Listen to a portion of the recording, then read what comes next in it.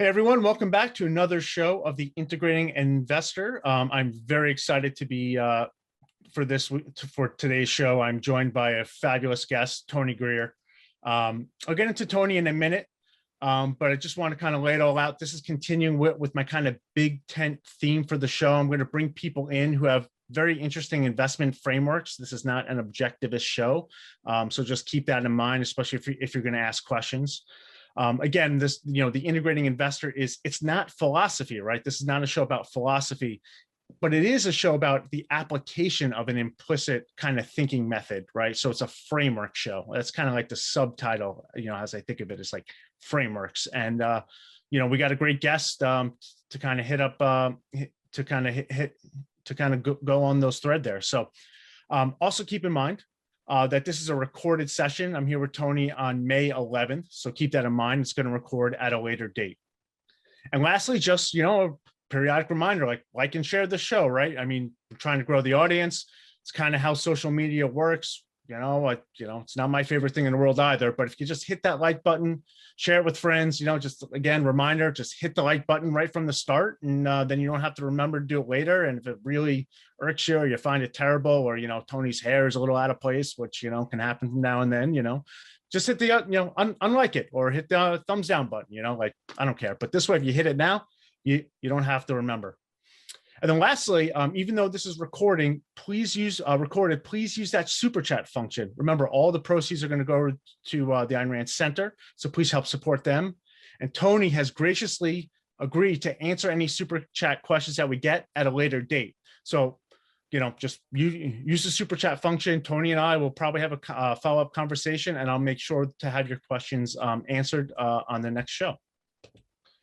So, without further ado, I will go to the disclaimer slide here. If I can figure it out, which I can't. So there we go. So again, just a reminder that, I don't know if that popped up. There we go. Just a reminder that these are just personal opinions, right? This is not investment advice. We're not recommendations to buy or sell anything, right? This just kind of do your own work. Tony's got his own thing going, keep in mind that, none of these apply to Tony as well. So you guys all know the drill by now. So with that, arduous kind of start as always, we'll just kind of move right along. So today, very excited. I'm joined by Tony Greer. Tony is the creator and editor of TG Macro, and he's best known for his Morning Navigator newsletter, which he started in 2016. The Morning Navigator is a daily newsletter on global markets, technical analysis, and tactical trading calls, so very much an investing newsletter. Tony has nearly 30 years of macro trading experience at a variety of well-known Wall Street firms. This includes UBS, when Soros broke the Bank of England. Sorry, guys, and also at Goldman Sachs. He started his own equity trading operation during the dot-com bust, and he's worked at other institutions during the Great Financial Crisis. Tony brings a unique blend of markets, music, sports, history, and pop culture to his trading commentaries. They're truly effortless to read, which is a real achievement on its own. And they really are as enjoyable as they are impactful. Tony's a frequent interview guest on many prestigious investment podcasts, including Real Vision, where he's hosted his own series. He always lays it all out there, from axes, guitars, to lax, lacrosse, which I really respect. Watching him has really impacted me in a positive way as I kind of, craft my own way through this. And above all, he posts a killer Italian food game on Twitter. So without further ado, it's my pleasure to welcome Tony to the show. Tony, thanks for coming. Thanks for having me on, Seth. I'm happy to be here. How are we doing? Yeah, excellent, man. Excellent. It's a great day. So just to kick things off, I'd love you can just kind of get into your background. What was your path to TG Macro? Oh boy, that's a long story, but we'll make it a quick one. We'll make it a Cliff Notes version. I started off in the markets as I always divide my career in half. The first half, I was a commodity trader from basically 91 through 2000. I spent the bulk of that time at Goldman Sachs, where I learned basically everything that I know about trading and risk management and rigor. Um, and so I left there in March of 2000 to try to trade tech stocks on my own with some other investors. And as you know, we walked into the NASDAQ at 5K on its way down. And so that was a really, really challenging operation for about a year and a half. And then I segued with my commodity trading background into an equity sales job, where I spent, the bulk of that. I ran an equity trading operation at Bank Hapolim. I worked on the floor of the exchange before that. I spent 5 years at a great shop named Dolman Rose, which has since been bought by Cowen. And then I played pickup basketball for 3 years of my career, going to 3 different shops. And I was very unhappy with that part, and decided that I could really put something out. If I could put something impactful out to the markets every day, that there would be an audience for that. And I've been doing that, writing a daily note to my clients, to my equity trading clients, and sort of morphed it into a more formal note for a wider range of readers, and invented the Morning Navigator. And so I write about markets, all day and all night, and send out a publication 4 times a week. And it's been, the subscriber base has been growing. I've got an upscale package that includes another, analysis product publication once a month, and a Slack group for my participants in that product. And, I'm just about being a student of the market every day, Seth. That's really how I start, to be totally honest with you. Yeah, I love 2 things you said there. First, just being a student of the market, because this is probably the most humble job, out there, where you just get up and get beaten up every day, and you just kind of got to pick yourself up, dust yourself off, figure out if you learned anything, and move on and do better tomorrow. But the second thing that I really liked is the characterization of pickup basketball. Unfortunately, I can relate to that in my career as well. That's like it's a really interesting background, Tony. Like, I know you from the whole FinTwit community, and one thing that impresses me is your ability to speak on very multiple asset classes, right? I mean, you started off in commodities, and then you ended up in equity. I guess now you really have a much bigger tent. I mean, like how did you do that, right? I mean, they're different things. You're trading different asset classes. So just kind of curious, kind of how that leap went. Kind of, how did you develop that method? Yeah, that's a good question, Seth. I started, when I started at Sumitomo Bank, I sat next to a really sharp guy named John Spallanzani, who is actually another, FinTwit participant. He's out there in the markets, and he was an FX forwards trader. And I learned from him that, the world is all really interconnected, at some level. And that's when I started looking at, in 91 or 92 is when I started looking. I set up my screen so that every day I could see short-term charts and price movements in treasuries, the dollar, oil, gold, copper, and the S&P. So I put those 6 charts up in front of me, and I keep them really short-term, like 15-minute charts, so that I can see all of the intricate moves. The intricate moves of the market sort of really jump out on a 15-minute chart. So if anything happens, your eye is drawn to that chart, because all of a sudden there's a big movement.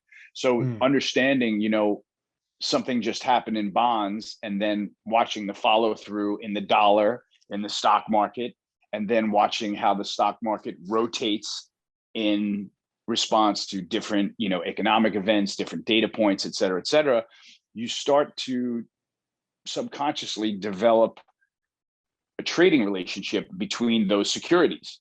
Right, whether you know it or not, you're kind of pricing everything out on that snapshot, and you're saying, oh, okay, gold is 1835, oil $65, copper is 10,500. Okay, where's the S&P and where is the dollar when that's going on? Oh, the S&P is a 4150 item right now.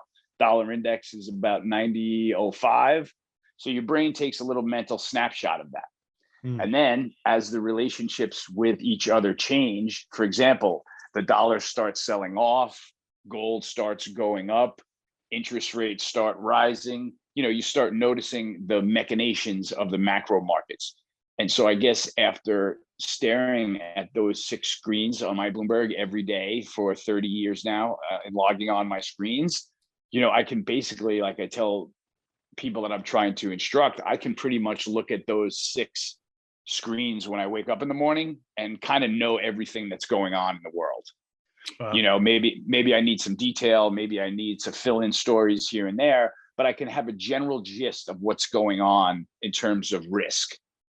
So I think that's really what you pick up, because I always profess, I have experience with my hands-on in the FX markets, in equity markets, and in commodity markets, but I've never been a bond trader, and I don't profess to be a bond trader. But you've got to watch interest rates to see how they're affecting the whole rest of the world. I do have massive respect for the bond market as the big leader in the macro picture. So, I think what you're picking up on is my ability to be able to, look at these 4 asset classes and a number of securities within them, and really notice when relationships change. And as you know, as a trader, that's where you make your money. When you notice when relationships change, when trends change, when responses change. And so that whole study and you really doing a daily journal of it, since I was at J. Aaron in the mid-90s, is what helped me understand markets and follow them much better as a professional today, finally leading to the point where I can actually guide people as to what I think might be happening, if that's fair. Yeah, that's really interesting. And I think for a couple reasons, and I don't even know where to start, but the first one that really struck me, and it shows, I mean, to me, it comes through in your process, is viewing markets as integrated wholes, right? I mean, you've worked on Wall Street longer than I have. I've been here a long time, and it's a very siloed business, maybe outside of the macro, and it's a very specific business. Yet there is an interconnectedness to kind of all markets, and it's super complex. That's what makes it, to me, I forgot who kind of put it this way, but they called it like the most fascinating puzzle, in the world, right? It's like this giant puzzle where you kind of have all the pieces, or, you think you have, maybe you have 80% of the pieces because they're not changing that much. And you're trying to put the puzzle together, and sometimes those pieces don't fit together. So, I mean, that's super interesting. I mean, I guess, where did you learn that approach? I mean, I guess you said your mentor, but I guess why, anything particular about those kind of asset classes that are on your screen? Is it just kind of was a trial and error kind of method that you kind of went through? Was it kind of inherited wisdom in a sense?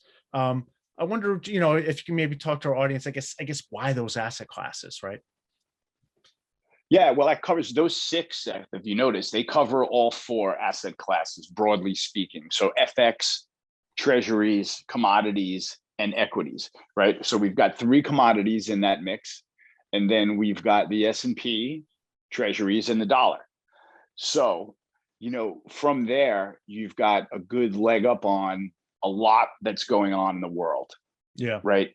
You've got to look into FX, you got to look into the treasury market, or at least fixed income markets. You got to look into equities, and a little bit of a spectrum in the commodity space, so that at least you can delineate between metals and energy, right? Right. So right.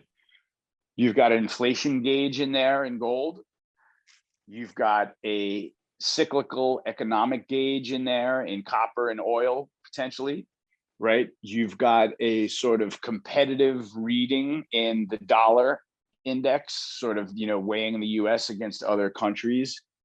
And then you've got the US equity valuation in that picture. Right. And when you put those all together, there's an in there. Somebody that's been staring at those screens and looking for potential outcomes to follow through for so long. Right. It's the kind of thing where I can look at those 6 items in the morning and write 1,000 words without knowing anything else. It could be like, oh, okay, well, treasuries are selling off, the dollar is selling off, equities are rallying, commodities are rallying, and then drill down into what that means.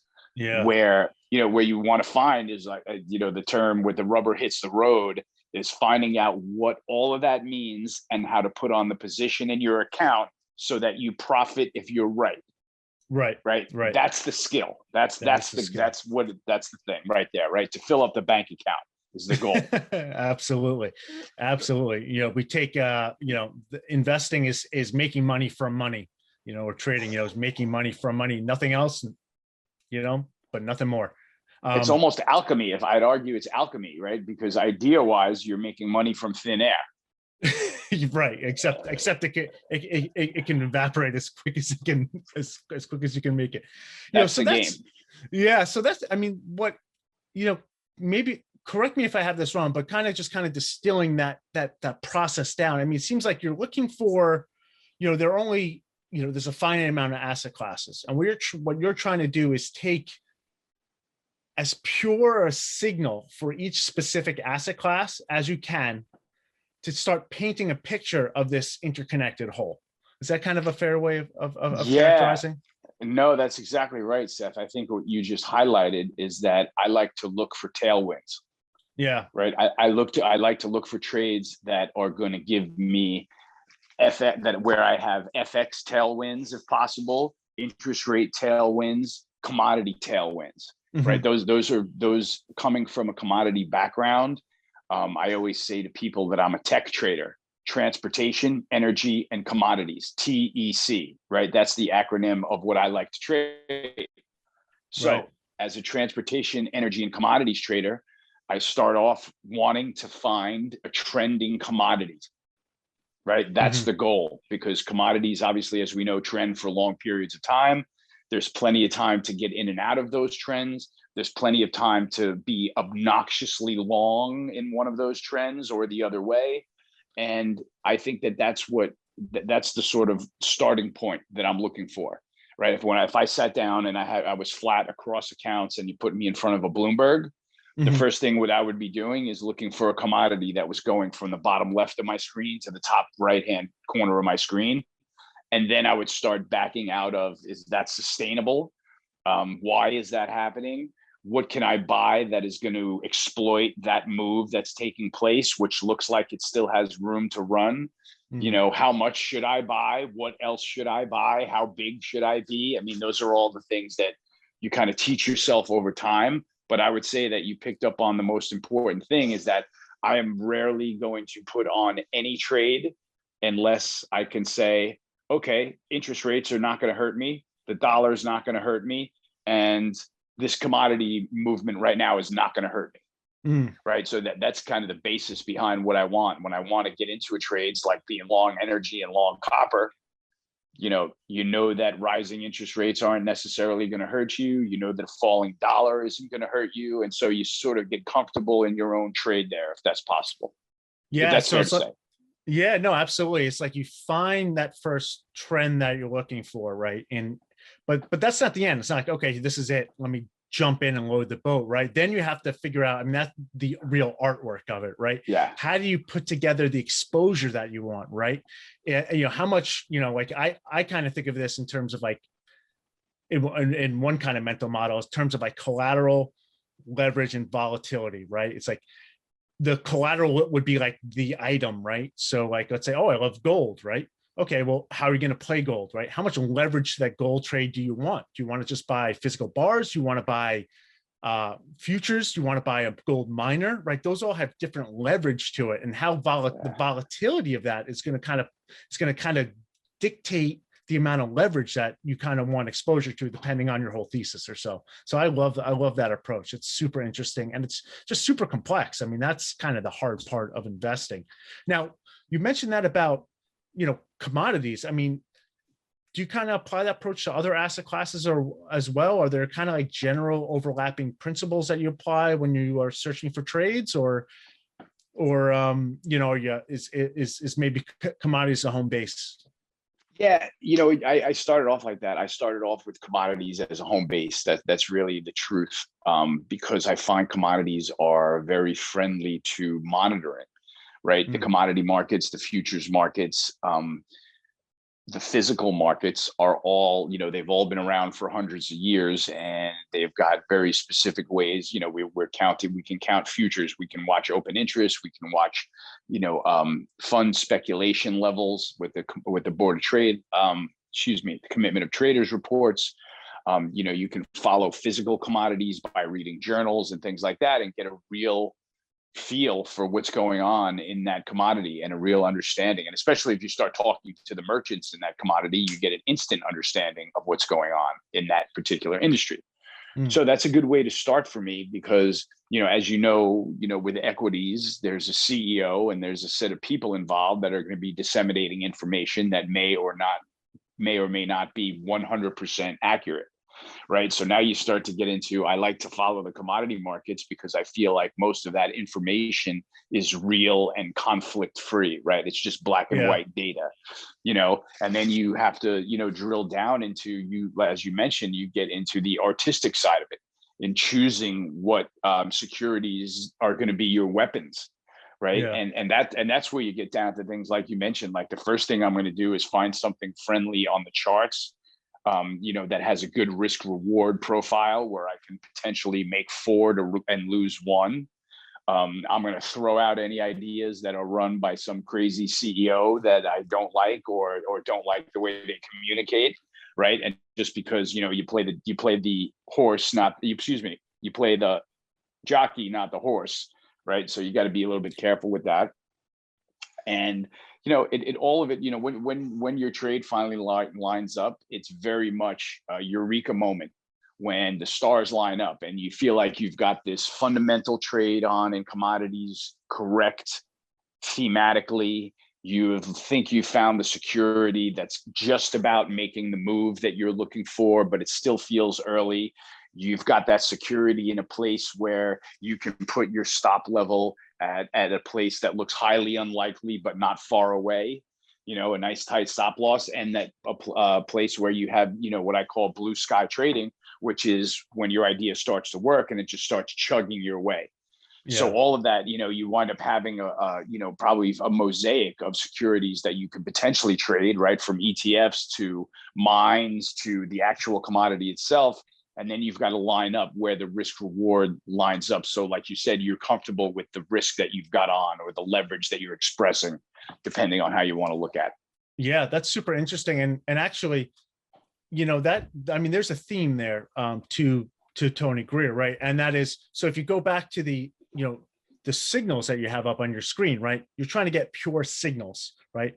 Yeah. But then what you like to trade, right? So that's one thing. And then, but when you dive into the trade, you're also looking for kind of like the pure signal possible as in a commodity, right? The commodity doesn't have a CEO. It doesn't have, shareholders, right? It's just about the supply and demand and their, vague, intricacies to that. But yeah, you're also looking for pure market signals in a commodity. And then so to get the clearest information, and then you could go out into this muddled world of investment and try and figure out kind of the best way of express that. Like, I don't know.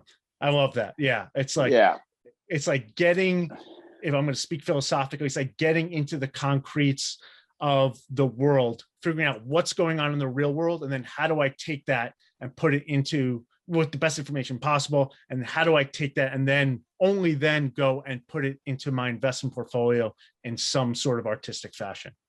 There you go. Yeah, I love that.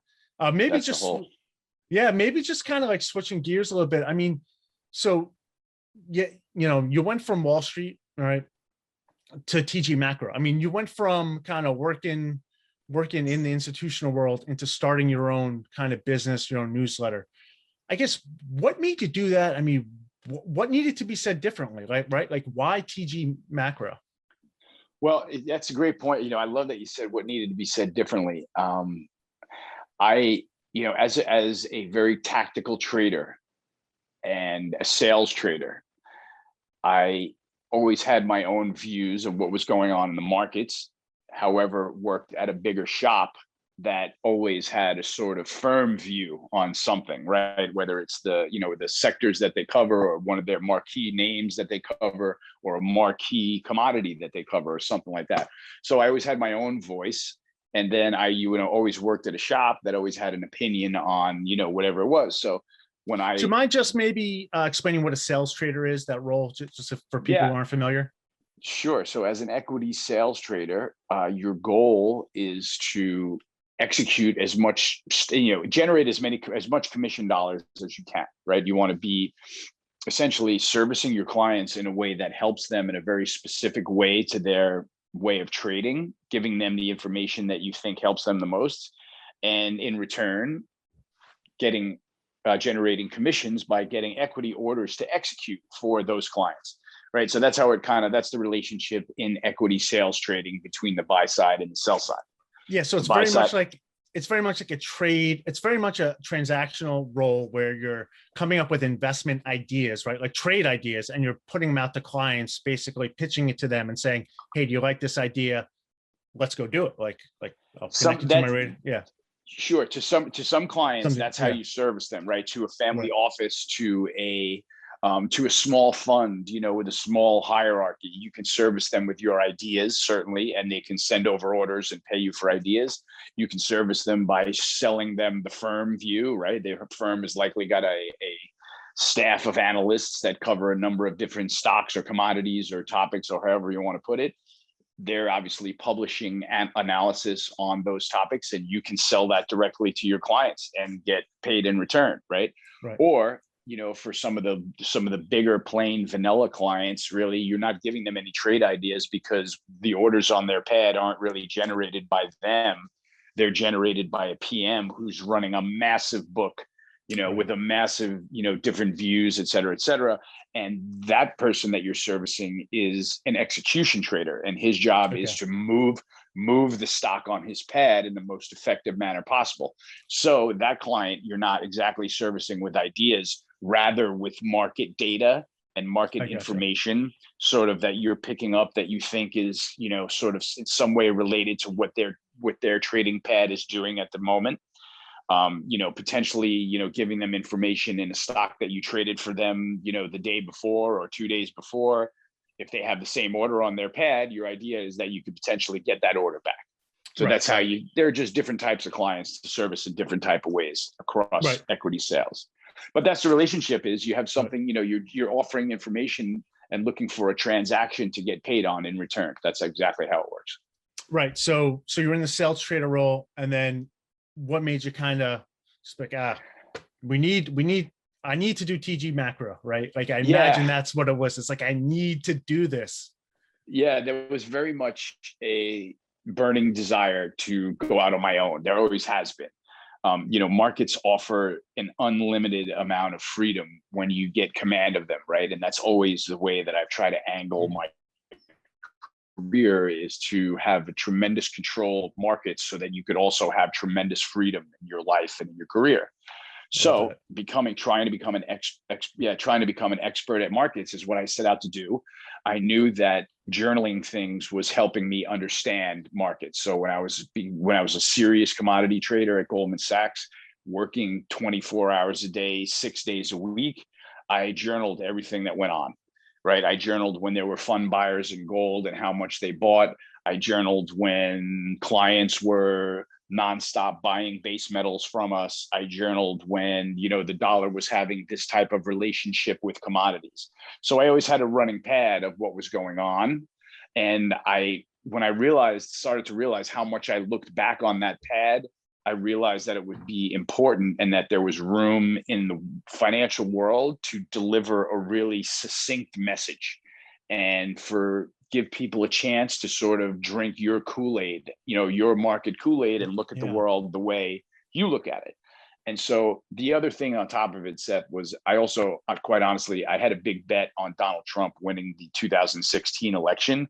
I thought that it was going to dramatically change the entire world, and most specifically along the lines of how Wall Street research was consumed in terms of how it affected my life. Just because I thought the whole world was going to change. I thought big media was going to change. I thought a lot was going to change. And so I said, okay, let me hang my shingle out so that I have a place in this new media financial world that I think is being born. And it was very much a similar idea that Real Vision had, Real Vision trying to sort of commoditize good trading information for the retail investor, right? And sort of bring it up a level from CNBC and really help you actually invest and not just sort of follow the disco ball, actually invest and make money. So that was really it. And I had started taking informal notes. And then when I became an equity sales trader, I translated that into a more formal email every morning where I sent to every one of my clients look, this is what I think is going on. This is what I think is going to happen today. And that list, I started sending it to one client, because I had my first relevant client in the equity world was really watching the whole macro globe like I was. And so I created a report for him where I said, look, here's what's going on in the dollar. Here's what's going on in treasuries, in commodities. And this is what I think. And so from sending the note to one person, it quite honestly organically grew to about 1,200 subscribers. Wow. While I was a sales trader on Wall Street. Yeah, it was going to 1,200 people every day. And so that's where I had critical mass to say, okay, I mean, it took somebody to sort of knock the picture into my head. You know, when I would say I want to become a newsletter author, they would turn to me and say, you are a newsletter author. You've been writing one for 15 years. Right? Yeah. So now the idea is to brand it, formalize it, and make it yours. And so I chose all kinds of nautical themes. I live in between the ocean and the bay here in Atlantic Beach, and I sort of turned everything market-wise into a nautical idea. We birthed TG Macro and launched right on election day in 2016 when I won the bet. Donald Trump won the presidency, and the world most definitely changed. For sure. Probably permanently from that point on. Yeah, I mean, it's been, I started in this world in equity research back in 2004. And, I've done a lot of things, and that was sort of a big change. I kind of caught it at the end of the change, and man, it's been a, ever changing world ever since. Man, we don't need to go into that there into here. Exactly, We're going to have to, I think it's a little too early to drink. Otherwise that's just going to have to come out. So, yep. I mean, there is, I'll kind of save it for later. So, you built this business, you've been busting it, man, for just working your tail off for years. And you have this passion, and you definitely love it. I mean, it's very evident in all your conversation, and your success. I mean, you need to love this game to have success, or really anything, in my view. So I'm just kind of curious. So when you're not trading, you're not doing TJ Macro, what do you do? How do you spend your time? And quite honestly, what are the similarities you find between trading and your investing and what you're doing in your free time? Wow, that's a really cool question, Seth. And I never thought of the similarities, but when I think about what I do in my free time, there actually are. I would have to say, I'm a dad to 3 teenagers, and so sports is, part of our family life here. And so I would say that, I don't want to go into specifics, but I've got 2 lacrosse players in my family, and the competitive nature is definitely a complement to what I do. And as a lacrosse player from 7th grade on, my entire life, I have that competitive nature and the desire to beat the next guy. I love keeping score. I love winning. And so that's a sort of, trading is a really natural flow, for that type of person, that type of attitude. And, the trading is a good career for that. I would say, the rest of the time is spent, really maybe around music. So that sort of speaks to the creative side of trading, where, you have to be able to look at something and then become creative enough to say, okay, what else should I be looking at to sort of get me into this trade? Right. It takes a little bit of, it definitely takes a little bit of creativity, just like I feel like I'm always looking for, what's the next thing I'm going to be listening to? Like I sit here for 8 hours a day, and I probably have music in my ears for 6 of them.